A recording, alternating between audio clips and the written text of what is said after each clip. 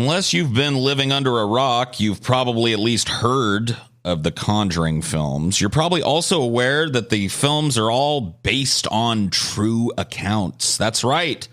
Earl and Lorraine Warren, the demon-fighting duo at the heart of the movies, are real people. Real demon-hunting, spirit-fighting Christian badasses. Or are they? Join us as we take a look at the Warrens, their claims of supernatural power, and all of the famous cases they've worked. Demon hunters or lion hucksters? Find out tonight as we take a look at the real Conjuring on Deep Fat Fried.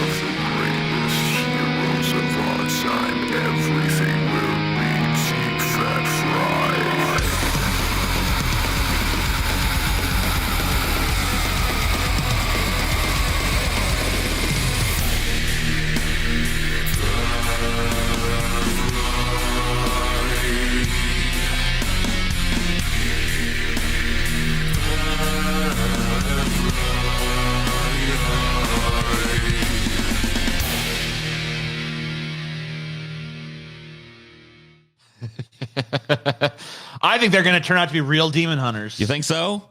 Yeah, that's my guess early on in the episode. I don't know if it's okay to throw out predictions like that early on like this, but I'm pretty confident. I watched those Conjuring films, and I got to say, real seems pretty legit. Real. Pretty legit to me. I didn't see one thing nothing in those films ever cued me in like, this might be made up. No. I mean, it really has the sting of reality to it, does it not? Doesn't we say based of reality, based on a true story, right, TJ? Based on a true story, yeah. Based on true accounts, the true accounts of Ed and Lorraine Warren, official demon slayers and psychic and paranormal investigators extraordinaire. I gotta say, I mean, it's all been verified by scientific testing. I gotta say, the real life Earl and Lorraine Warren, far more attractive than their Hollywood counterparts. I think most people would disagree with that, but hey, I welcome it. Oh, no. I mean, look at that guy. That's a man's man right there. Well, I will tell you this. In the movies, there is a subplot where Earl Warren has a heart condition, and it makes a whole lot more sense looking at a real picture of Earl Warren. Doesn't it? Yeah. Yeah. Yeah, sure does, doesn't it? A little husky. A little heavy. But that's neither here nor there. We will get to the films. Oh, yes. We're going to look at these folks. Now, we're not going to cover every case that they ever worked on, because that would be impossible, as you'll see. They claim to work on over 10,000 paranormal, haunting, and demon possession cases. I mean, sometimes that must be like multiple cases a day a lot of times. You know? 10,000. I mean, that's a lot.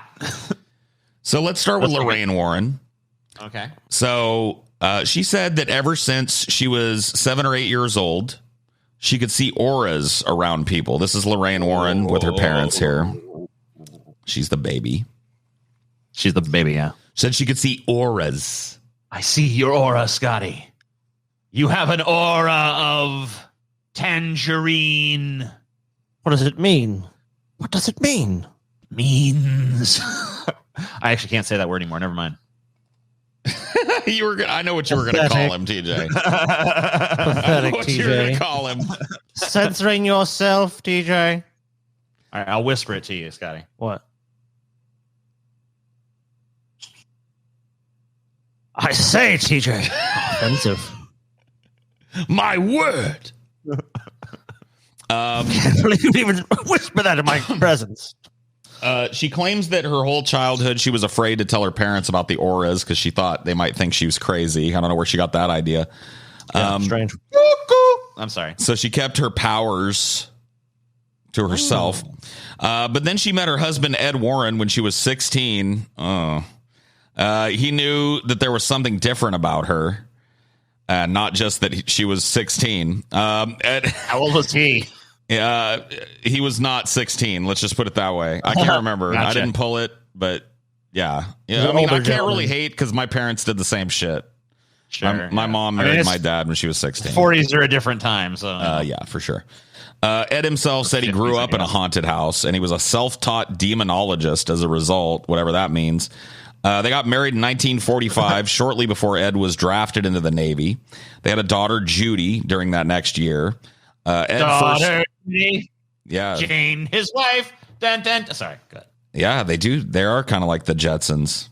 Yeah. Ed first started expressing his paranormal interests by making paintings of the haunted house and ghosts that he ran across. He was also educated at a Yale-affiliated Perry Art School, so not an uneducated guy. When he heard a report of a structure being haunted, he and Lorraine, who was a skeptic at the time, would travel to the site to investigate. Ed would stand out in the street, sketch the house, and then approach the homeowners with the sketch as a friendly gesture, hoping to get invited inside, which is really creepy. Okay, yeah. Because you know what? That'd be my first inclination. If someone showed up at my front door with a sketch of my house, they'd be like, "Look, I sketched your house. Can I come in?" It's like, no, you can't. You sure can't. Bye. I'm gonna call the police now. But I guess different times, huh? Yeah, different times again. So in 1952, the married couple founded the New England Society for Psychic Research. And in the basement of their research center, they created their very own occult museum, horrifyingly adorned with satanic objects and demonic artifacts. But the center's primary purpose, according to them, was to serve as a base of operations for the couple. According to Ed and Lorraine Warren, they investigated, like I said, over 10,000 cases over the course of their careers with doctors, nurses, researchers, and police at their assistance. So lest ye are a fucking skeptic, you better put that aside right now. They've worked with all the fucking experts. They've solved 10,000 they know the best cases. People. 10,000 cases cleared. All which I'm sure were painstakingly documented. Absolutely. And vigorously backed up with evidence and research to verify each and every case. Vigorously and rigorously, Scotty. I mean, they were at a research center, Paul, so I would expect them to have detailed records of each case they cleared. Like, okay, this was a demonic possession here. This is how we had to clear it out. This was the demon. They blah, do. blah, blah. I'm looking at Ed, man, and I'm just going to tell you right now, the vibe I get off Ed, just looking at it, just on appearance sake. I know that, you can't put too much fucking stock into this, I guess. But sometimes you have to do judge a book by its cover, right? Yeah. Explicitly, implicitly, on every single level, trust this man and what he has to say. You know what I see, TJ? I see a good Christian man who would not lie to me. If this was like a Rorschach thing, I would say demonologist. I just see it. I see self-taught demonologist too. I mean, like, wow, that's very specific. But yeah, I'll accept that. But demonologist is probably the aura I see. I see an aura of red. TJ is someone. I think it's kind of cool too that she saw auras, but was still a skeptic. Yeah, about the demons and shit. About the demons, yeah. But not for long. If you're still skeptical, let me blow away the last little bit of your skepticism because they were looked into. In 1997, and by the way, this is a picture from their occult museum here. And as you can see, it's not silly, exploitative, or designed as a tourist trap at all. This is a real documented collection of haunted, demonic fetishes and objects. Dude, in the movies, this fucking room... You remember how this was depicted, like in the films, it's like right? a vault for Indiana Jones, but grimdark. Yeah. I mean, and it's like got like these like glass cases, and it's pristine, and it looks very respectable. Dude, this looks like a roadside gas station huckster attraction. It totally fucking does, dude. It's like made in China bullshit, dude. That skull is like something you would just see at a Halloween store. I think they just hit the Halloween store on clearance day. Dude, my living room is more edgily decorated. Yeah, this is a fucking joke. This looks like if I went over to TJ's house and saw these decorations for Halloween, I'd be like, wow, Chelsea's really slipping this year. Oh. Yeah. You know what I mean? Like, these are lame. There's like literally by the way, is that Raggedy Ann doll in the middle there? Like, is that the real life Annabelle? Yes. We'll get to that's that. Fucking lame. Okay. That is Annabelle. Yes. All right. We'll get to that. So if you're still a skeptic, these people were looked into. So in 1997, they did an interview with the Connecticut, in an interview with the Connecticut Post, Steve Novella and Perry DeAngelis investigated the Warrens for the New England Skeptical Society, NESS. So if there's any hokum going on, these people are sure to find it. They found the couple to be pleasant people. Nothing wrong with that. But their claims of demons and ghosts to be at best as tellers of meaningless ghost stories and at worst dangerous frauds. Ooh. Oh. They took the $13 tour, by the way. That's what they were charging back in the 97. God, $13. I'll get shit like this. $13 a head. Scotty, you got any money? Yeah. You should give me some. I have a haunted artifact I want to show you, dude. This, I'll let you have a free preview of the kind of fucking oddities right here. This is the haunted gavel, Scotty. All right, let me see. This gavel was used. Wait. This gavel was used to sentence 120 men to death, Scotty. And their spirits still haunt the gavel to this day. Here, you can touch it. But I warn you, it is an artifact of evil. Damn. You can just feel the power, the energy. You feel that radiating off that gavel? Okay, I don't even hold it. I don't even. Okay. I don't want to hold it anymore. Okay. Be careful with that. I'd easily pay you. With that. I mean, look. If it was like 1997, I'd pay you $13 because now it's 2021. I'd pay you like $26. So if you want to see more of my haunted museum of spooky artifacts, Scotty, you can. It's $15. That's a deal. $15. I mean, obviously, time. It used to be 13 back in the day, but inflation. New times. Yeah, inflation is $15. I'd gladly pay you double that, PJ. $30 too. $30. Now, before you pay him that money, though, Scotty, let me show you what I have in my museum across the street. This is the actual lament configuration. Wow. And it can open the doors to hell. And I don't recommend that you do. You will summon the Cenobites and be forced to experience the flesh. All right. And I charge the same thing that the Warrens charged back in 1997, Scotty. It's even cheaper to come and see my artifacts. And I have genuine artifacts here, as you can see. I mean, clearly. I'm not going to hand you a gavel and ask you. I mean, look at it. It's the real deal, you felt Scotty. The power of the gavel. $13, Scotty. $13 for my tour. Actually, I just my tour is actually $8 right now, Scotty. $8. Okay. He's trying to entice you. Right. He's trying to entice you. I mean, well, I remember we had I just remember that first time, visitors. You know what? You guys are confusing me. Discount. You guys make a deal where I can see the gavel and the lament configuration, and we'll talk. You guys combine. All right. Well, the combined price is $120. I'm afraid I can't work with that huckster across the street. I mean, he has nothing but artificial tourist trap artifacts that don't even really compare to the actual Le Marchand configuration, which is a beautiful piece. I mean, it is. And it's a one-of-a-kind piece. Seen in the hands, by the way, of Pinhead right there. I mean, you can... Dude, there's not one thing in this, like, your lament configuration. There's not one thing in this fucking entire picture that looks cooler, right? Right. I mean, this is like these are Halloween decorations that obviously some old lady somewhere was like, I looked at the creepy skull and it scared me. And then they're like, oh, yeah, it's totally haunted. We'll take that off your hands.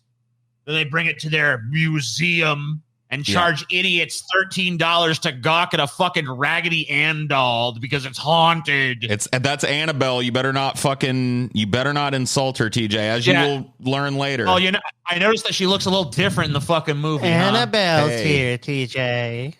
That's because they didn't want to tempt Annabelle's wrath by making her look like she actually looks. So these people from the NESS, the New England Skeptical Society, go on to say they took the $13 tour. They looked at all the evidence the Warrens had for spirits and ghosts. They watched the videos and looked at the best evidence that the Warrens said that they had. Their conclusion, it's all blarney. All blarney. They found common errors with flash photography and nothing evil in the artifacts that Warrens had collected.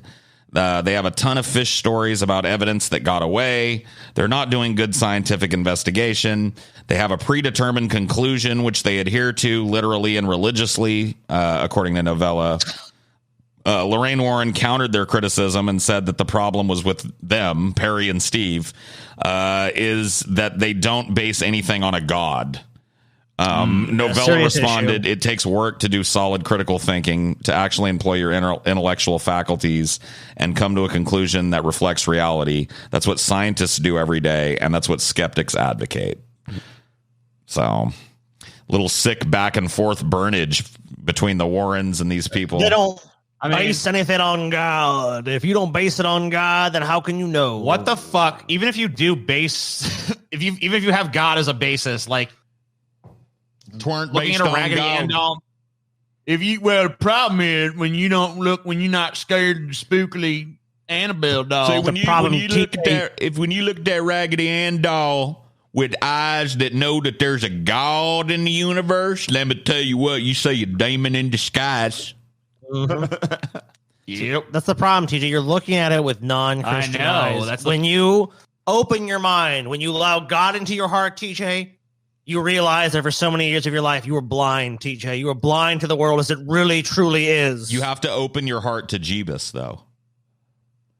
Willingly, TJ. Jeebus Crust will save you if you just open your heart, TJ, and you must do it. All right. I'll give it a shot. So let's talk about a little bit about their evidence, quote unquote. I like it. Speaking of errors in flash photography, their website includes a specific section named Taking Psychic Photographs. Excuse me.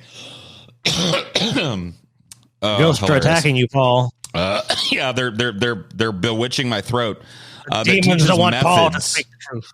Yep, they teach methods to photograph spirits. The hints mentioned include load your camera after you get to the site. Lorraine Warren believes this gives recognition to the spirits and gives them maximum opportunity to imprint on the film. Use an autofocused or fixed focus camera with an automatic flash. The more powerful the flash, the better. Assuming you are successful in taking psychic photos, you want to be able to rule out clouds, the moon, and so forth as the origin of your psychic photos. This is all from their website. Right. When you're doing flash photography, like obviously, like that can light up like little dust motes that are right near the lens and all kinds of shit. So of course, these instructions are not how to take a psychic photograph. They're how to create light blobs, which are a well-known phenomenon to photographers who work with low light photography and flash photography. If you don't light things or use the right kind of flash for your camera and the right kind of f-stop and the right kind of exposure, I mean, you guys have tinkered with this enough to know what I'm talking about here. You can get all kinds of crazy looking streaks and blobs of light in your photographs and shit. And I mean, yeah, you can hold the camera's exposure open and let. You can have it like someone's walking in the room. There's so many fucking little tricks you can do where it looks like, something happened there. It's not. None of this is unique or interesting. You guys, that's all well and good, but what are these three fucking ghosts doing here? Oh, you mean these light blobs, TJ? Have you noticed? I mean, I'm not here to talk about the light blobs. I'm here to talk about the three fucking spirits. In this light blobs. No, Paul. These are not light blobs. These are ghosts, Paul. There are dozens of ways to get such light artifacts onto a film, but most fit into one of three categories: flashback, light diffraction, and camera cords. Rare double or multiple exposures create more interesting but still artifactual photographs. So you can actually, do a full exposure and then do a double exposure, and any kind of flaw that's in the photograph is going to be enhanced. Look at the TV here. They even said you're supposed to use a fucking super powerful flash. What do you think's going to happen? They use the flash, and oh my god, there's light artifacts in the shot. I can't believe it. Every reflective surface has a big bright light on it. I wonder why. Yeah, you can see it clearly in the TV. So it's just like it's a ridiculous claim that these are spirits. That blob you see on the TV is a reflection of that other blob floating in the middle of the room, Scotty. Mm-hmm. Yeah. Oh, no. It's actually, that's the truth.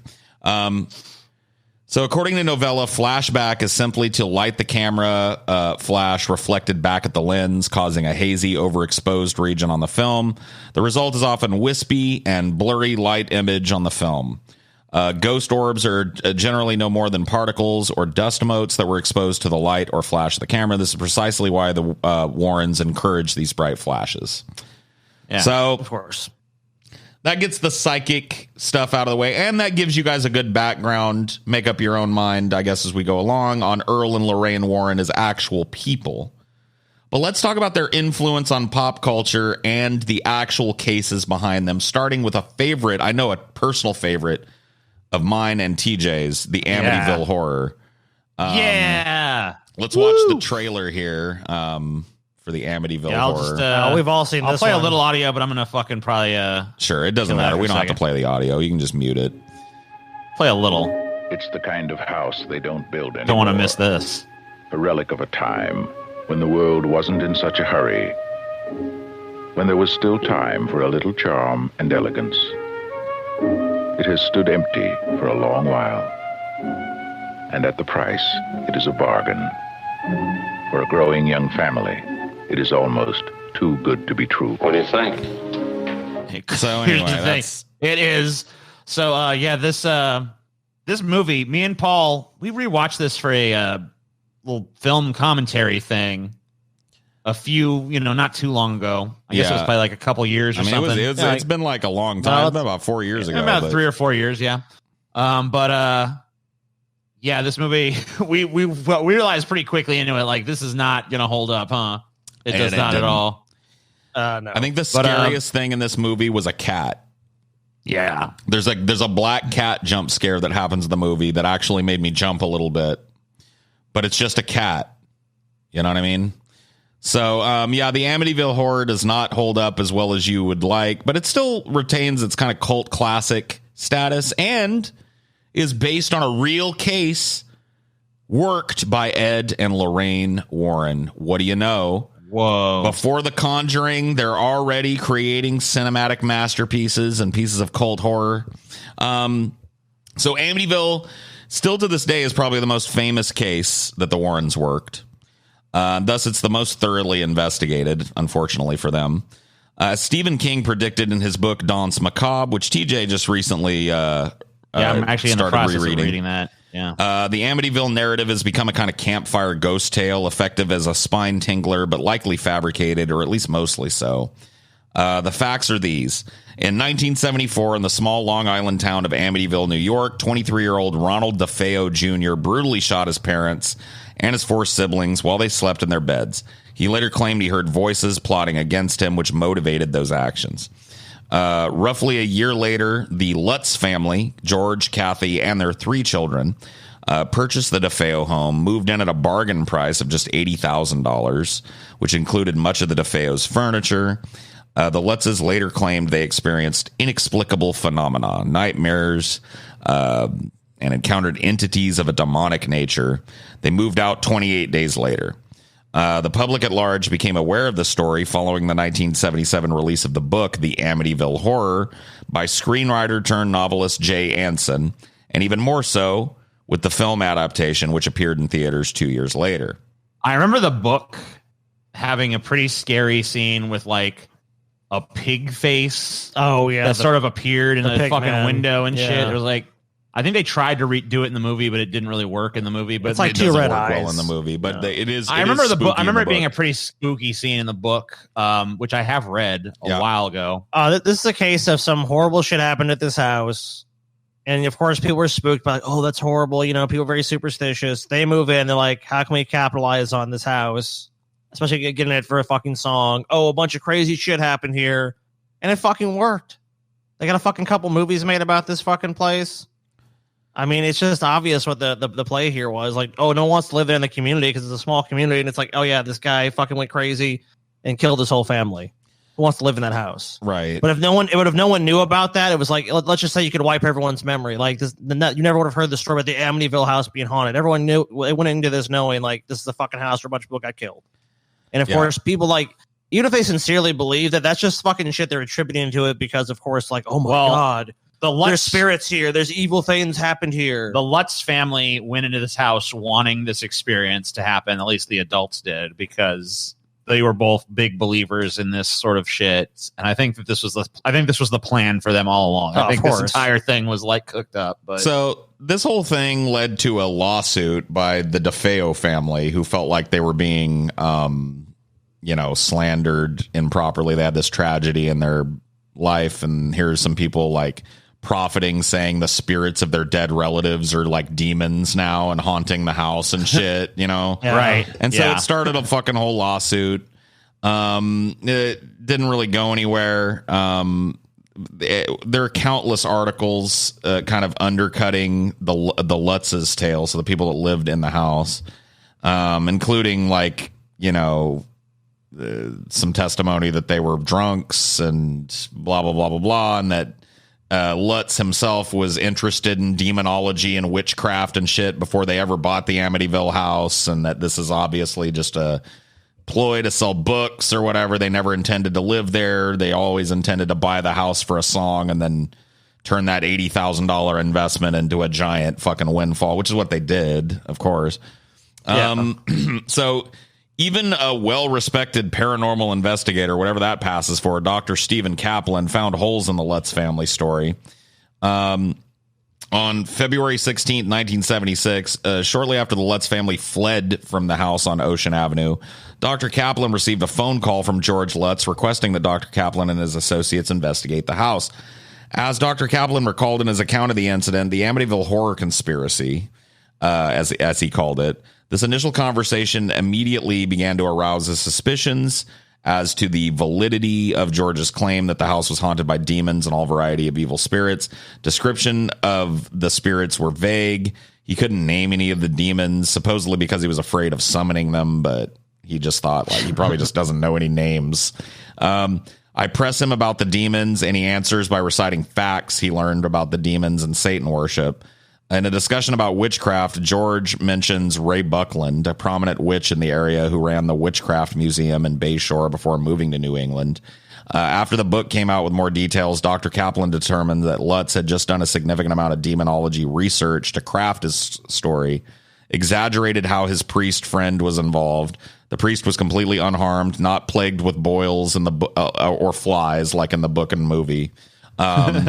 And there were just too many parapsychological phenomena in one place to be realistic.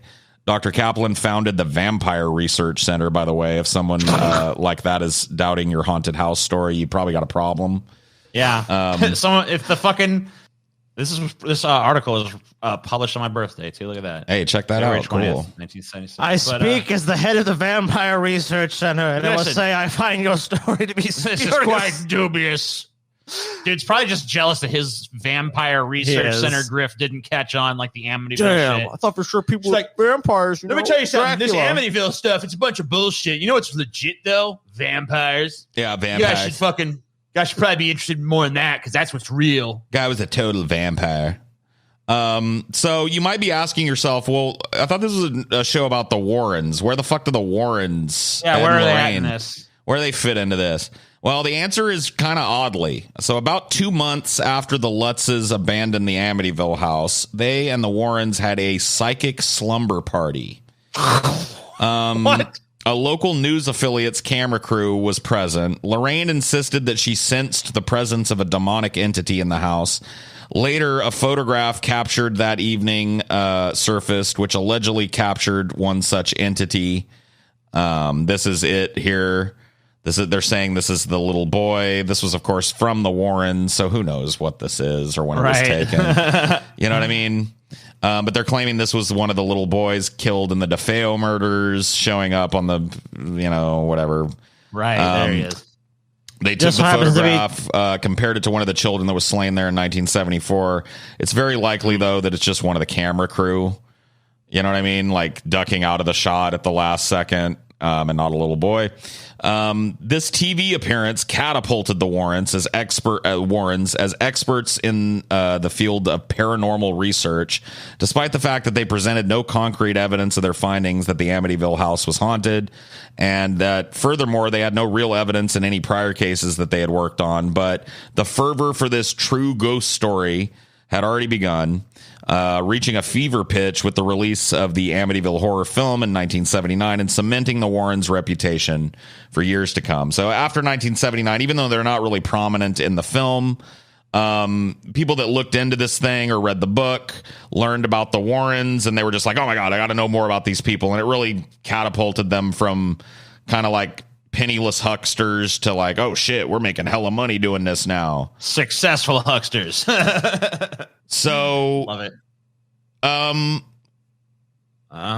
To go with the timeline, we have to talk about Annabelle next. So Annabelle does have a connection to the Warrens, although it's, well, as you'll see, highly exaggerated. So I actually pulled this from a really cool article called The Paranormal to Pop Culture Pipeline by Joseph Laycock. I'm quoting him here. When Dr. Stephen Novella and the New England Skeptics Society visited the Warrens Museum, Ed warned the skeptics, if you do touch anything, let me know, because I'll cleanse your aura by visualizing you in a Christ light.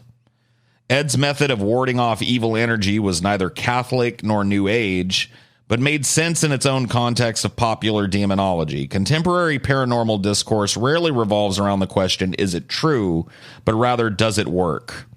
So the museum's prize, Annabelle, is a particularly interesting case study in the relationship between pop culture and paranormal folklore. According to a legend, the nursing student received a Raggedy Ann doll from her mother in 1970. When the doll exhibited strange behavior, a medium revealed that the doll was possessed by a dead woman named Annabelle Higgins. The student and her roommate took compassion for the spirit and granted Annabelle permission to reside within the doll. However, when the frightening incidents continued to occur, they contacted the Warrens, who declared that Annabelle Higgins was actually a demon. Shocking. The demonologist finds demons. Everywhere they look, they're sniffing out a new demon. So interestingly enough, around the same time, a story emerged about this doll named Robert, a doll allegedly given to Robert Eugene Otto of Key West, Florida in 1906 by a Caribbean woman skilled in black magic. This doll, currently on exhibit in Key West's Fort Martello Museum and Gardens, allegedly moved by itself and exhibited other disturbing behavior. This will become important later. So why did two stories of demonic dolls emerge in 1970? Well, it probably has something to do with the Twilight Zone episode Living Doll, which aired in 1963. You've probably seen this episode. I know I have a bunch of times. And that episode, a mother named Annabelle, interestingly enough, gives her daughter a Talkie Tina doll that proceeds to terrorize the girl's stepfather before causing him to fall down the steps and die in an apparent accident. Ed Warren used to warn museum visitors that the last visitor that mocked Annabelle died in a motorcycle accident. So he's clearly just like stealing the fucking part and parcel, stealing the whole fucking idea of this episode of an old TV show and just putting it on a Raggedy Ann doll, basically. But you think about it. It seems more clever back then because of the way television was, with the fact that like shows weren't like really syndicated in the same way, and there's like people don't have the same memories. You can't just look back and this is a horror movie, and he's trying to claim that it's real by stealing all the tropes from a horror vignette. You know what I mean? Like a very popular one that came out not that long ago that he very obviously had seen. You know what I mean? The name Annabelle. The whole nine. It's brazen enough where someone can figure it out, but if you had never seen that episode or heard of it, you know, just be like, oh, okay, there's some crazy doll. Right. The thing that really fucks with me though with this shit is like, if these dolls are possessed, like you could put a webcam on them 24/7, and they would do something. They won't move when they know they're being watched. They will only move when they're not. When they know they can't be proven, because then they're afraid that they'll be experimented on. Scotty, I have a dragon in my backyard, Paul, but you can only see him if you truly believe. Amazing. You go to the Warrens Museum, you grab Annabelle out of that fucking thing, and you steal it. And you come home and you cuddle that doll for one night and see what happens to you. Okay, I'll do it. Nothing's gonna happen to me. You're right. Nothing's going to happen to you. I'm Except gonna you be might just get fine. like allergies from that dusty old nasty doll. Yeah. Can I wash Annabelle first? Yeah, you can. The demonic doll trope jumped from pop culture to folklore and then back into pop culture. Robert, a demonic doll enchanted through Caribbean magic, is believed to be the inspiration for Child's Play. And Annabelle received a much creepier makeover in the Conjuring films. Fuck yeah. Looks nothing like the goddamn... So that's Annabelle. That's the huckster level involvement of Annabelle. So let's talk about the first Conjuring film and the actual story and case behind it. This is really the movie that started the Conjuring kind of universe on its legs. And I've always stayed away from the Conjuring movies. I like them. Like, I don't love them. I don't think they're the greatest movies ever made, but I think they're pretty well made. I thought the first one, I haven't seen the third one yet. First one I thought was pretty all right. Is it a found footage film? No, it's not at all. No, it does sometimes jump to found footage when they're filming something live, but it's presented like a normal movie. It's good.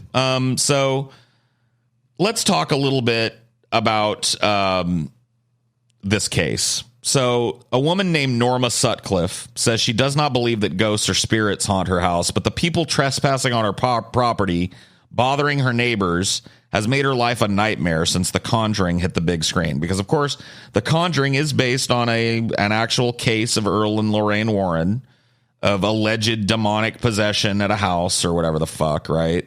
And this is a house that still exists. It's a real house. And some poor old lady lives there now.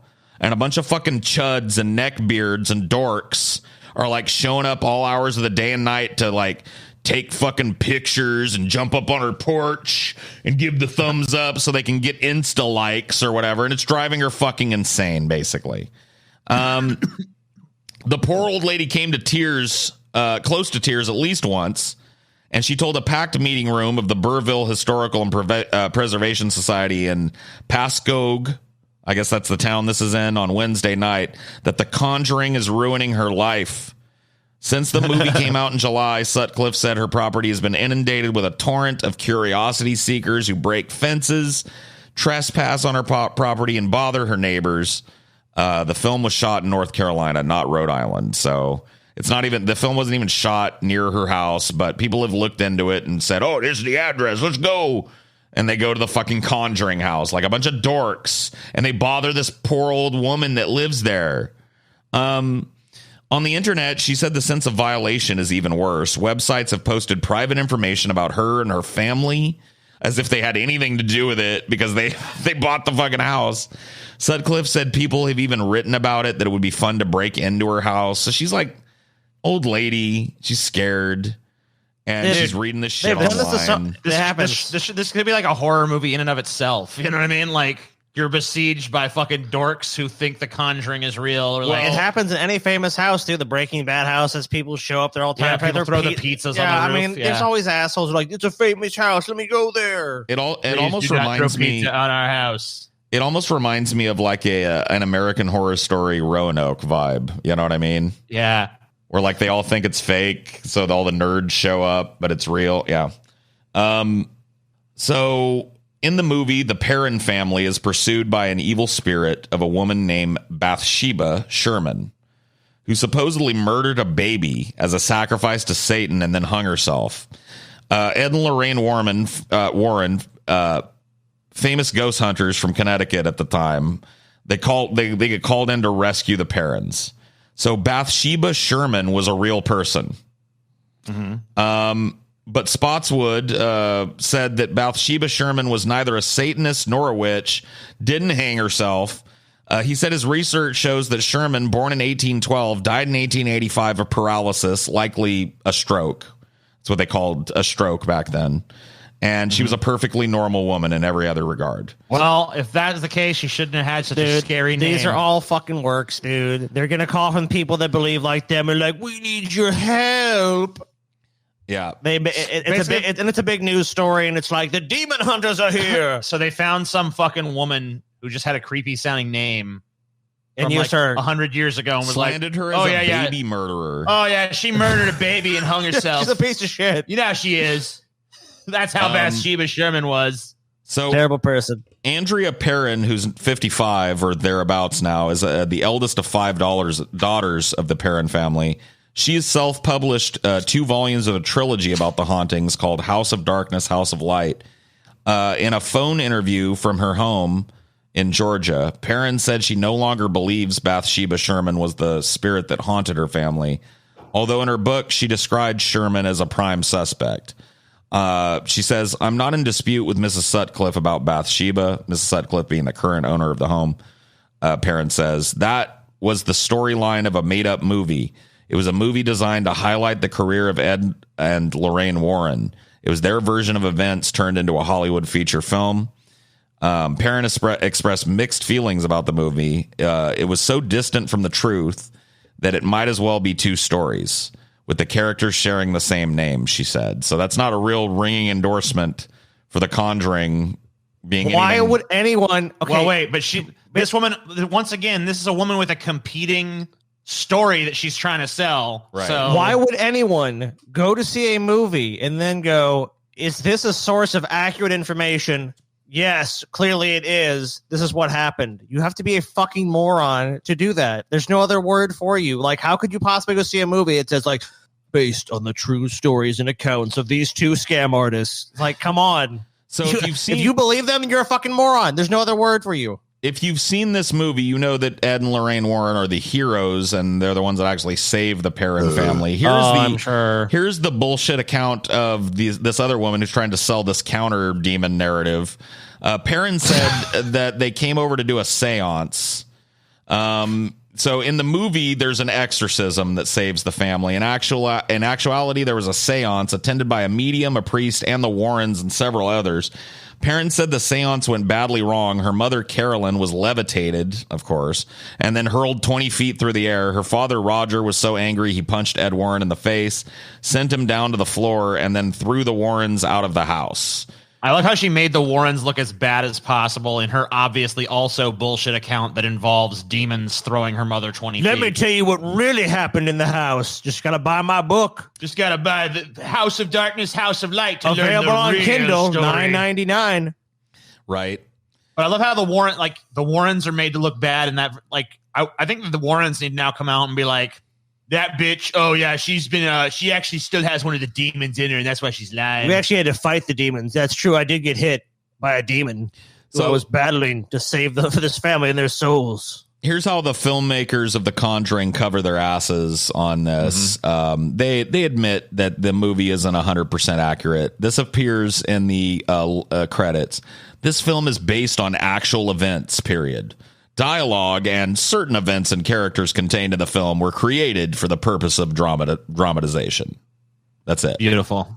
So basically, they're admitting that this is in one or two sentences, they completely contradict themselves. They say this is based on actual events. This is based on bullshit. Well, you know what though? Like, here's the thing: what does based on really mean? You know, like, sure. It's all weaselly shit. If I stub my toe and then I make a movie where me stubbing my toe causes the earth to explode, it's still based on the true incident of me stubbing my fucking toe. Based on true events. Oh, by the way, the based movie on true events. The movie runs with the Warrens' description of this poor Bathsheba woman as a baby murdering witch that invoked the curse on the house that summoned the demon or whatever. So there you go. Just imagine like your grandma, you know, she's dead or whatever, and then someone's like, you know that woman, fucking Amelia, fucking whatever, baby she fucking she killed a bunch of people. She she was a horrible person. And like, she was a nice old lady. What the fuck? She just lived a normal life. Yeah, she died of a stroke at 80. Like, give her some peace. A Satanist baby killing piece of shit. Leave it alone. So let's move on to The Conjuring 2. I didn't like this one. You didn't like this one? I do. I didn't like this one. I mean, I didn't think it was horrible or nothing. Like, as far as a movie goes, like, obviously, in terms of it giving credibility to these two hucksters, I don't like that about the movie. I don't know what you're talking about, TJ. This story will completely exonerate Ed and Lorraine in your mind. I haven't heard it. I'm going to keep an open mind on that. Keep your mind wide open, TJ, because all that bullshit you talked about Ed and Lorraine, you're about to be eating some humble pie. You're about to be eating crow on this. Okay. Well, on that case, go ahead. I don't want to just dig myself deeper into a hole. If you're going to show these guys are legit, then fucking do it. Here we go. I didn't care for this movie, though. Whatever. These events, the events the movie is based on, begin in August of 1977 in Enfield, a suburb of London. And they petered out sometime in 1979. And, of course, are the basis of the 2016 film The Conjuring 2, which depict the further adventures of Ed and Lorraine Warren, who we're here talking about. Much of their work investigating the Hodgson home appeared in The Demonologist, The Extraordinary Career of Ed and Lorraine Warren by Gerard Brittle, the same man who wrote The Devil in Connecticut for the Warrens a few years later. We'll get to that in a second. This case centered mostly around Janet Hodgson, at the time 11 years old, who was alternately tormented and possibly even possessed by a poltergeist. The evil spirit was responsible for throwing random items across the room, knocking sounds, strange voices, growling noises, even causing poor young Janet to levitate in midair. Her story became a media sensation and led to numerous investigations of Janet, her 13-year-old sister Peggy, who I'm sure their lives were enriched by all that bullshit, who seemed also to be affected by the poltergeist presence, and the entire home they lived in. It's a big story. Isn't it crazy how these stories all get big? Because you said, what was it that, not Poltergeist, the Amityville Horror came out? It was 79? Yeah. 77, all around this time period. It's really crazy. Well, you got to realize that was just a time of a lot of fucking paranormal events. It wasn't people saying, hey, that scam worked for them. Wait, no, maybe Scotty, we can listen, scam with them what it too. is there's certain time periods where the boundaries between the worlds This is are fucking thinner. Castlevania shit. Yeah. It was every 100 years. Time, you know what the most fucked up shit is probably the events this was based on is this fucking girl having some like actual mental problems, probably, and needing psychiatric fucking care, and instead they bring in fucking demonologists to exploit the situation, throw some holy water over, and then write a fucking best-selling book about it. There's an apocryphal verse from the Bible, Scotty, that says in 1977, the gates are closed to holy heaven. See, you're just trying to ignore the truth, man. It was the most demon year. Right in the Bible, bro. It's that God thing. Kiss fucking probably hit the peak of their popularity in 77, and they're all demons.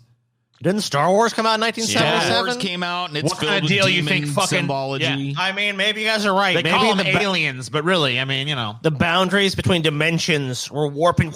I mean, how do you think someone like fucking George Lucas? I'm calling it out to you. Star Wars was actually real life events. They knew we couldn't handle it because of the dimensional shit, and they're like, "Oh, we made it up. It's a galaxy far away and a long time ago and shit."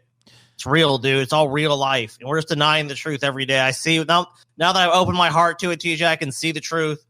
These people are actually fighting demons. They're filming Star Wars for us. They're doing everything they possibly can do to make the world a better and safer place. True. So while most of the investigators, who obviously were not demonologists or qualified paranormal investigators, came to the conclusion that the girls were just fucking around. Like the two sisters were bored and they'd made the whole fucking thing up, and it kind of went out of hand. Shocking. And now they were just fucking around with it. He wrote a detailed piece for the Skeptical Inquirer in August 2012, referencing numerous sources that reveal how most, if not all, the paranormal happenings in the Hodgson house occurred when no one was actually looking at either Janet or Peggy. Such as instances of objects being flung across the room.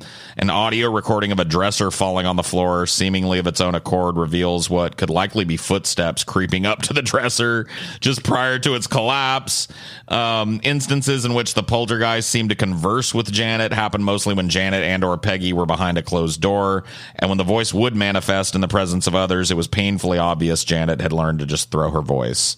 Like she had learned a little bit of like, oil can, you know what I mean, or whatever the fuck. She was practicing that shit. You know? Yeah. So it's me, the demon. The demon is here. So where's the demon? Here's the proof, guys. Here's the proof that believers in this infield incident will give you. This is a gif of Janet levitating. All right, take a gander. Go ahead and blow it up a little bit. Oh my, yep. Oh, wait, watch her levitate, y'all. How could wait? So clearly a jump. There's no wait, Scotty. Shh. It's not. I've analyzed this fucking footage. It might initially appear that she is simply jumping off of her bed, but no. Look, Scotty, you'll notice at the moment, right there, you can see that she is actually she's levitating, Scotty. Dude, she's levitating. Is that Marlon Brando on the wall back there? Who is that? I don't think so. Is that Steve McQueen? Yeah, is it? I can't tell. Looks too old is that Jimmy Carter? No. Who is that? Anyway, who the fuck is that guy? Doesn't matter. This is an 11-year-old girl jumping off of her bed. This is ridiculous. Are you fucking shitting me, bro? Like who she was levitating. Look, she's right there levitating. They literally show the part where she's like on the bed. Like they should have just like if they just released that in isolation, I mean, you can see that gravity. I mean, her hair is rising up as she falls down. No, it isn't, TJ. She is being lifted by an unseen demonic force and flung across the room to the horror of her sister. Do you see her sister in bed next to her? Oh, no. I'm scared. Don't jump off the bed. Oh, I'm so scared. And who took this? Who's even taking the picture here? Who knows? Just be aware that if you're hoping to see an exorcist or Dana possessed by Zool-style levitation, you're obviously disappointed. The photos depict nothing more than a little girl jumping off of her bed, and yet Ed Warren swears up and down in The Demonologist that he witnessed the girl levitate in midair. Did he really? I don't think he did. So here's the children, of course. This is the two sisters and the little boy, poor little kids. The girl in the middle is so obviously like starved for attention and just wants people to believe the story. Like if you try out these three little fucking frauds in front of me, like they done seen the demon. It's like, are we just humoring these kids or something? Like, are we just trying to like, are they something wrong with them? So we're just like, yeah, you did see them. So the most damning evidence against this. I gotta go in the other room for a second. I'll be right back. Okay. Well, I'll just wait for TJ because I want him to hear how this wraps up. I mean, these I love these movies though. I don't know if you've seen them all. I really do enjoy. I haven't seen any of them. Yeah, like, dude, I've always been very skeptical of the Conjuring franchise for some reason. But if you recommend them, I might watch at least the first one. I mean, you're not going to have your socks blown off, but they're definitely like they kept my interest, and they did have a couple of scares in them and shit that you haven't necessarily seen done. I'll tell you what I have seen though. I have seen Annabelle, and that one was just boring. I got so like less than 10 minutes into Annabelle and I turned it off. I saw it at somebody else's house who wanted to watch it, so I was like, whatever. And I pretty much just looked at my phone, kind of thing. And what I saw was like, ooh, this is no good. But I watched The Conjuring 1, 2, and 3, and I watched The Nun, and all of those, like, of varying quality probably, but they all kept my. They're well produced, well shot. They kept my interest. You know, there's some cool kills and cool special effects in all of them. So whatever, you know. I really don't, you know, I guess it kind of adds to the mythology, which is why they always kind of go with these like based on true events thing. But you have to be pretty naive to think it's actually what the fuck? Oh my God! What, TJ? What's on? Scary! What happened? I saw the demon, Scotty. TJ? Oh my God, you guys! I went inside. Dude, he's covered in sweat. Are you all right? TJ, oh my God, Jesus Christ! Sweat. Oh fucking Jesus! No, listen. Are you all right, TJ? Scotty, listen to me. What the fuck is going on? Inside. And there was a demon. Calm down. And a demon, you fucking. Calm down. Oh my God, dude! I was attacked by a demon, you guys. It levitated me. It threw me 50 feet across the house. TJ, no, nothing going on. Into the wall. And then it got in my face. TJ, Asmodeus the demon. TJ, there's nothing going on. Asmodeus the demon. Oh my God, dude, Paul, listen, no, fuck, I'm not. It's not a bit, Paul. I'm not fucking around right now. I was attacked by a demon, Paul. Asmodeus? I was attacked by a demon. I think something about what you did in this episode made the fucking demons come, Paul. Bullshit, TJ. I just got attacked by a demon. I went in there. I was attacked by a demon, Paul. It was fucking always Asmodeus, the fucking demon. He threw me across the fucking room 50 feet, Paul. All right, well, just calm down, TJ. Listen, Ed Warren is dead. Oh, my God. But oh, my God. But Lorraine I spilled Warren's my still fucking drink. alive. I got to get a fucking. Oh, my God. Oh, jeez. Oh. The fuck is happening? What is this shit? Are you guys there?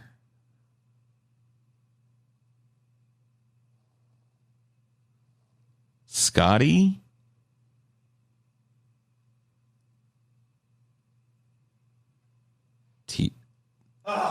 TJ? Oh my God. Crazy shit going on around here, man.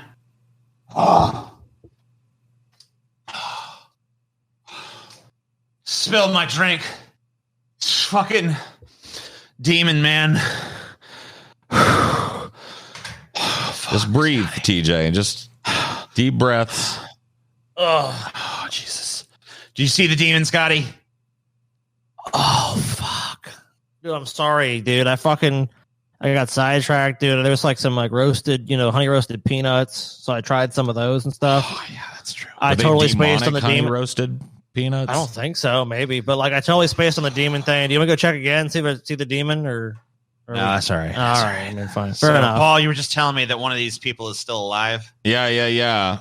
Janet, pictured in the middle here, is still alive. She's 45 years old in 2015, and she said, came out and said that she and her sister faked some of the phenomena. She said about 2%. No. Oh, okay. They faked 2%. Well, the stuff that's been like, dude, Jana here took out her siblings. Like, you'd figure they would still be alive, and it's like, no, they're fucking dead. Right. Though Nickel insists the evidence suggests 100% fakery. Perhaps this is no. Hey, how can they prove that? Wait, have they disproven every single incident? Have they disproven it? They've just seen a complete lack of evidence. I mean, if you want, go back to the levitation pictures, TJ.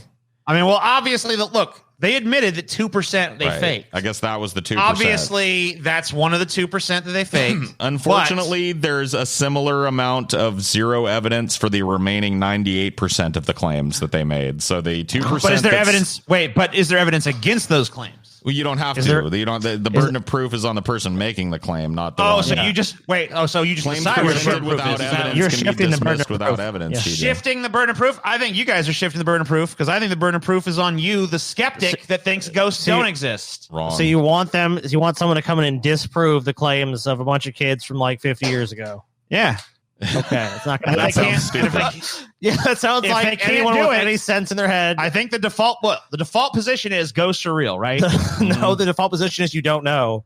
Yeah. Default position is ghosts are real. So that's what? Okay, well, if that's your default position, then that's kind of absurd because you have no reason to believe that.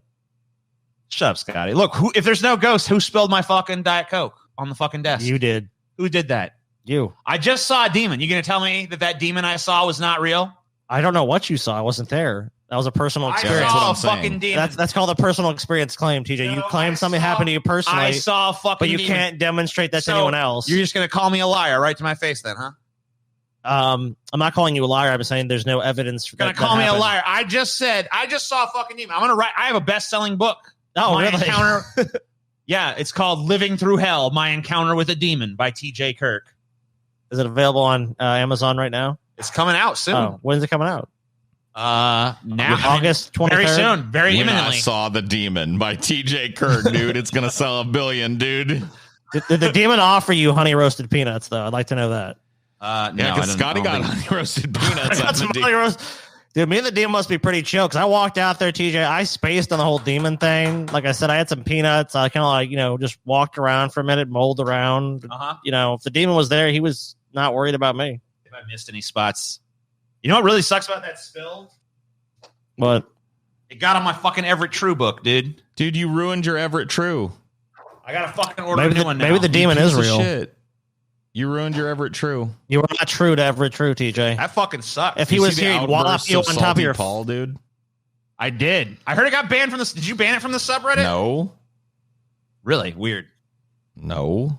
The dude claims that he fucking put it on the subreddit and someone took it down, but I'm like, I didn't take. Dude, you can go look at the mod queue on the subreddit. I don't ban things over there unless it's like total fucking spam. Or I am not a mod on the subreddit, so you can basically Paul fucking he fucking you'll see. I don't know. The outbursts of salty Paul, bro. I love it. So let's he kills Joe Biden with his like fucking pus-filled asshole or whatever the fuck. What? Yeah, it's pretty fun. I want to see it. So let's put the final nail in the coffin here. Let's talk about The Conjuring 3, brand new movie. The Devil Made Me Do It. Out this right now in theaters. Dude, I don't know. Maybe I'm just fucking getting old or something. I mean, I definitely am. But like, this is the first time I've ever watched a movie trailer and been like offended by the movie. Like I watched the trailer. Why were you offended though? I was offended because it was basically being like, well, this dude murdered some people, but the devil made him do it, so that's it's basically okay. the story. Right. And I'm just like, no, that's not right. No, you can't blame the devil. Why don't you prove the devil didn't make him do it, TJ? So here's the real story behind the third Conjuring film. It is true that an exorcism was sought for an 11-year-old boy named David Glatzel, who was having visions, and that his future brother-in-law was present and later killed someone. But the demonic bent to the story was mostly fabricated by the Warrens and engineered in order to profit off of the story. I don't know. It started to sound like a little cottage industry they've got going on here. Yeah, they investigate this crazy case with murders and horrible shit happened. They find demons are behind it, and they write a best-selling book. They also leave a key family member out of the story completely, David's brother. During his childhood, David Glatzel displayed unusual behavior. In court filings, his attorneys would later say that he had suffered from behavioral problems and learning disabilities and probably mental illness. So this is just another case of a kid being fucking like hyperactive or whatever. And this is what it becomes in the movies, right? So in the newspaper articles, it was reported that beginning in the summer of 1980, that's right when I was born there. Well, I would be a few months old at that point. David heard voices, lashed out against his family, and felt the malevolent presence of a ghost man inside a house in Newton, Connecticut. Shit. Which, hey man, it happened in Newton, dude. Yeah, damn. I mean, that's proof right there, right? That this is real. Something evil's taking possession of people over there in Newtown, man. Must be, bro. Get these demon hunters on the case. His sister Debbie and her boyfriend Johnson. Johnson was his first name. It's me, Johnson. I think you know what she found appealing. It's got to be his last name, right? Yeah, maybe. They intended to rent. In later court filings, David and Carl Glatzel's attorneys stated that the episodes began in 1979, significantly undermining the claim of sudden and drastic change in David's behavior related to the Newtown house. Speaking to Snopes, Carl scoffed at the narrative surrounding the Newtown rental house, saying that when Johnson and Debbie balked at living there, a number of Johnson's... I think Johnson actually is his fucking first name, dude. It's what me, Johnson. It is, yeah. It's a weird first name, bro. He said they lived there 4 months by herself and experienced no problems or disturbances. He laughed off another memorable episode recounted both in 1983 book and the new movie, in which a waterbed in the Newtown house supposedly attacked his little brother. Carl told, this is right when they first move in, Carl told Snopes, I was in that room with David jumping up and down on the waterbed and nothing grabbed him. So shocking. Another cock and bull story. Any exorcism that was performed was completely unsanctioned. The Bishop of Bridgeport refused to sanction the Catholic rite because the Glatzel family would not consent to the psychological testing required to eliminate mental illness as a factor. David's mother defended her decision, telling the Washington Post, they just want to stick needles into my kid. There's no way in hell they're going to do that. What? They won't let their kid undergo actual scientific testing, but they'll subject him to an exorcism. Well, They wanted to put him under psychological testing, and exactly what kind of psychological test requires needles remains unclear. Yeah, I don't know. I just want to stick needles in his brain. Yeah. Psychic surgery or whatever the fuck, maybe. With the unsanctioned exorcism, the Warrens declined to name the priests except one. So they claim that this exorcism happened, but they won't tell anybody who the priest was that did it, except one who has since died. Hence, cannot back up their story one way or the other. So they might have just besmirched his name like they did that poor Bathsheba bitch. I think we know what happened.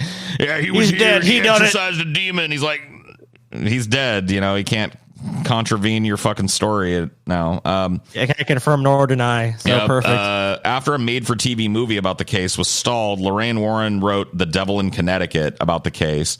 She claimed it was based on hundreds of hours of interviews with the family. However, David's father, Carl Glatzel Sr., denied telling the author that his son was possessed. Carl Glatzer Jr., which is David's brother, said at age 42 that the demon claim was a hoax designed to bring the Warrens money and fame. Shocking.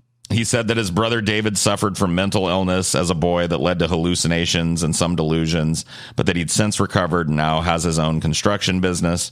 Glatzel said that he and his brother were shunned by friends and classmates. They had trouble getting work later because of the notoriety of the case. Upon the book's republication in 2006 by iUniverse, David Glatzel and his brother Carl Glatzel Jr. sued the authors and the book publishers for violating their right to privacy, libel, and intentional infliction of emotional distress. Carl also claimed that the book alleged that he committed criminal and abusive acts against his family and others. Carl also says that his brother David Glatzel was mentally ill at the time the Warrens say he was demonically possessed. And furthermore, he accused the Warrens of inventing the demonic possession story for money and fame. So it's basically the same shit. Shocking. I'm shocked. Dude, when is someone going to fucking make a movie about the real fucking... the real demons in the room. Yeah, you know what I mean? Like, make a Conjuring style movie about these two reprehensible fucks just scamming their way across the country. Oh no. See a mentally ill kid banging his head on the walls like, oh, he's got some demons, all right. You know what I mean? Yeah. And like, as you know, people, bro. And probably for the best, libel and slander have an incredibly high bar. So the Glatzels lawsuit was dismissed because it, of course, didn't reach that bar. However, the brothers did succeed in getting the book taken out of print. So Brittle, the publisher, admitted as much in a 2021 interview with the Hartford Courant, saying, I did it because I was fed up with the case, fed up with Carl Glatzel. It just wasn't worth it to me. It had no bearing on the fact that the book was true. So in a way, the third Conjuring film is almost a fuck you to the Glatzel brothers wanting the story to just be put to bed. They use their real names in it. Surely the producers must have been aware of the lawsuit during production. It's basically like, fuck you, we're gonna make even more money on your shit. Yeah, probably even more than the book I ever would have done. But that's only half the book. The other half of the book is Arnie here. Arnie Johnson, according to the book, on one occasion in August 1980, Arnie Johnson challenged the demon that had possessed David, shouting, in the name of Jesus Christ, leave David's body. Come out of him and take me on. I'm stronger than David. I'll fight you. Leave David and come into me. After that, according to the book, Johnson suffered 6 possession episodes. The Warrens, along with a small number of Catholic priests, carry out 2 exorcisms. By the way, no names on the Catholic priests. Carried out 2 exorcisms on David, so they were probably just actors. According to Brittle, during the second one, September 9th, 1980, Johnson again supposedly invited the demon he believed to be possessing David to transfer itself into him. Let David live. Take me on. Come into me. The second exorcism of David was, I guess, deemed successful. Of course. On the evening of February 16th, 1981, 5 months after the exorcism, Johnson stabbed to death his friend, 40-year-old, I can't remember his first name, it's down here, Alan Bono, who managed a dog kennel where Debbie Glatzel worked and an apartment building in Brookfield. Police and prosecutors claim the 2 friends had been drinking together, got in an argument over Debbie, fought, during which Johnson stabbed Bono with a 5-inch knife outside of the kennels. Fuck. Absent from Brittle's book and the 2021 movie was the fact that Leo Hinsliger, the ambulance driver who arrived on the scene, testified in court that he'd heard Debbie tell her father, "Oh, Daddy, he didn't mean to do it. You know how he gets when he's been drinking." So it kind of like undermines the narrative. So after that, drinking Arnie's or arrested. Possessed. He gets arrested for killing his landlord, Alan Bono. The day after Johnson's arrested, Lorraine Warren shows up on the scene. She calls the police and blames the killing on a demon. Lorraine Warren was also caught saying that she was planning a movie or book already. Of course. Johnson didn't actually say the devil made him do it. He only claimed he didn't remember stabbing Bono. However, according to the testimony of an officer on the scene, Johnson did tell police, "I think I hurt someone." The Glatzel family stood by Johnson, as did the Warrens. However, in her deep dive on the case for the Washington Post, reporter Lynn Darling cited anonymous sources who described Johnson as quick to anger, extremely possessive of the girlfriend that he called his wife at the time, even though she wasn't married to him. Darling was also told about an incident in which Arnie once ripped a small stuffed animal to shreds with his knife after an argument at a tree service where he once worked. So, you know, not a super stable guy, hothead, drinker, but it was the devil what made him do it. The Warrens were credited for his defense strategy, which was an unprecedented religious variant on pleading not guilty by reason of insanity. Everybody asked, how could you come up with a defense like this? I didn't come up with this, Manella, the defense attorney, told the Washington Post. This is what was presented to me. I went to see Ed and Lorraine, and I decided to take the case after talking to them. They told me that when you're possessed, you have no control over your actions. The movie, The Conjuring, The Devil Made Me Do It, implied the defense was successful, presenting him facing the death penalty and then being convicted of manslaughter. However, the defense was completely thrown out of court and not allowed to be used in the trial, and it's unclear if the prosecutor ever considered actually pursuing the death penalty at all in the case. So no, the I was possessed fucking defense worked. Yeah. So that is all right. Well, I take the devil pretty seriously. That pretty much brings us up to date on this. After all the headlines and the hype, the demon defense that could have made for a landmark case never even got in front of the jury. Superior Court Judge Robert J. Callahan rejected Manella's witness list, which included Catholic priests, paranormal investigators, and members of the Glatzel's family. Before a courtroom jam-packed with press, Judge Callahan proclaimed, "The court will take judicial notice that the profession, the business or hobby of locating demons, has not risen to that level of viability where it would be of assistance to the jury in deciding the case." What a nice way of saying it. I love Judge Burns. And it would be incompetent evidence, and I would not allow it. So in the end, here to wrap it up, and I want to give you guys a chance to talk about these folks, because, you know, I know Scotty especially loves covering the hucksters, and these are some pretty big fucking hucksters. God, dude, in the they're end, massive hucksters. The only real conjuring that I could confirm with any evidence was the millions of dollars conjured by the Warrens and later movie studios using only a bunch of bullshit stories. So there's the real conjuring. Let me tell you what, dude. It reminds me of a thing with Stevie. They conjured all these stories out of thin air, too. Where Stevie was like, "Oh, I've had these experiences with these ghosts and the brick and the demons," and now Stevie disavows those stories because they're obviously fakes. And I remember me and him were having an argument about it. He's like, "Well, you just don't believe in anything." I'm like, "Well, Stevie, it's not about I just don't want to believe anything. You have to have evidence to what you believe." Right. And with people hearing these stories, it's just a fanciful tale that most people, I think, know is like, this is bullshit. But it's so interesting. There's an intrigue to it that some people just really can't resist with these hucksters. And they're playing on that there's something bigger in the universe, in the world that you don't understand. But these people somehow, some way, they've figured it out. Really what they've done is they've become really attuned scammers, and they had to cold read people. They had to come in these things and take charge. Like, there's a problem with your child. We're going to solve it. We're going to do all this stuff. And it's like, but then they go in there and they plant the suggestions to these people like, could it be demonic possession? Could it be demonic possession? Well, here's the signs. I mean, you could tell that they were sniffing the international newspapers looking for these claims of hauntings because they'd show up 2 days later. You know what I mean? Like, yeah, of course. 2 days after the haunting claim hits the news, here Earl and, you know, and it's kind of brilliant in a way. But you got to respect the hustle for sure, because they're definitely out there hustling. Well, I want to just like double underline what Scotty just said by saying that, like, the way they're presented in the movies is how they wanted to be perceived back in the day, right? As these real like people that are tuned in to some plane of existence. Yeah. Right. And that's how they're presented in the movies. And it's actually kind of cool in the movies, but knowing that it's based on these people that just ran around and used people's tragedies and horrors to imply demon possession to fatten their own pockets and shit and raise their own profile is pretty. I mean, it's gone beyond. I mean, it's gone to the level right now where there's literally a Conjuring cinematic universe.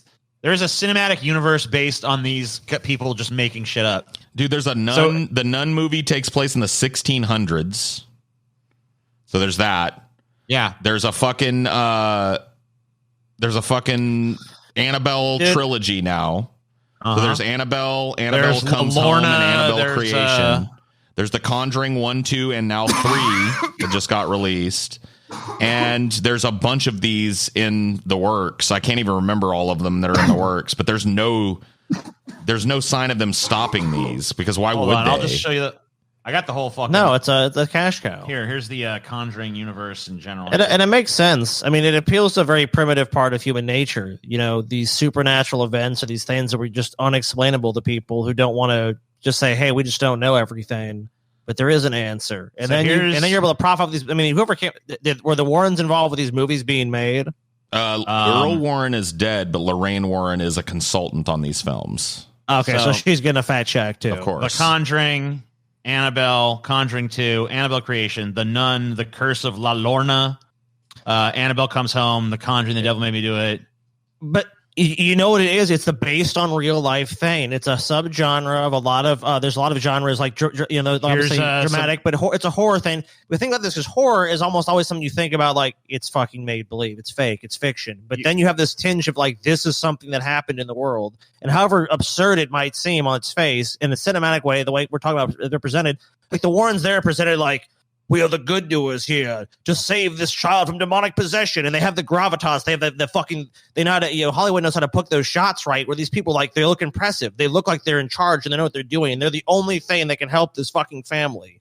And it's just a story people have heard. Yep. This family's in distress. And and obviously going back with our country, a lot of Judeo-Christian belief floating around here, where it's just like, that's a plausible explanation to a certain segment of the population. In the late 70s, when the Warrens were making a bunch of money doing this, think about another movie that was popular in the late 70s called The Exorcist. So there was this renewed interest in not only the idea of demons and demonic possession and haunting, but in the idea of people who fought against them. And so Earl and Lorraine Warren were basically just LARPers that ended up fucking making their way into the national headlines enough that they got credibility and money. Another thing that they were, too, is just like these people, I mean, they're writers. And obviously they sat down and wrote books. And like you can sit there and try to write fiction, and it's like hard to get people interested in that. These people found a way to actually hook people in by basically entrenching themselves in existent events, a kernel of truth, and getting that kernel of truth that they could put in their books. Oh yeah, this is all, and then just telling a fucking made up story, but being like it's all real, right? Because on some level, people want to be suckered in by that shit. Yeah, people want to believe in the aliens. People want to believe that there's some extraordinary thing out there. We like shows that we know it's all made believe, and we get invested in them. So you don't think there's some real life gravitas to that where it's like, oh, it's real life. There's definitely an appeal to that. And there's a lot of people who want to believe in demons because first of all, it confirms their Christian beliefs. It makes it a little easier to fucking do all the shit that Christianity wants you to do because you believe there's literal fucking demons out there that might get you if you fucking fall astray from the path and all that. So right. That's one of the simplest explanations in human history is that there's an evil spirit that entered you. That's why you're doing fucked up things. Because it's not because you're a fucked up person or you have mental illness or some other thing. It's like there's some external force that's making you bad. The devil made me do it. That idea is the devil made me do it. Super old, has been exploited by hucksters throughout human history, and is still printing money. You know what I love too? And we'll continue to. If you look at this, Annabelle has been in fucking every movie other than The Nun. Yeah, which would make sense. Yeah. Annabelle is like even more than the Warrens. She's the fucking glue that holds everything together. It all comes back for some reason. Which is strange to me because the Annabelle movie is unwatchable within the first 10 minutes. Like, I had to turn it off. I couldn't care about anybody or anything going on in it. And I was just like, well, done. Yeah. And there's three of them. There's three. My understanding is that I forget if it's Creation or Comes Home, but one of those is supposed to be actually all right. Well, I'm going to try and watch it again and see if I can get through. I've gotten through some pig slop before, so I can, I just wasn't in the mood that day. Dude, I've seen Annabelle, and it is a fucking snooze fest, so good luck to you on that front, sir. Well, that's what I got on the Warrens and the Conjuring. If you guys liked this, let me know, and I'll find some of these other kind of based on true stories stuff, and we'll see what kind of lies beneath. See how it holds up, yeah. And we just like to warn people in the audience, watch out for demons. Could be around any corner. Yeah, true. And if you need help, you know who to call. If you need any fucking sort of information about that, I actually have my book coming out. I Saw a Demon by T.J. Kirk. My available on Amazon, and we're fine. I think you should go with that one time I saw the demon. All right, yeah. I mean, I'm open. I'm actually going to write. I'm writing a book with Stevie. I saw the brick. Yeah, the brick, dude. I saw the brick. Just call it Floating Brick. Nope, it's I saw the brick, dude. I saw the brick.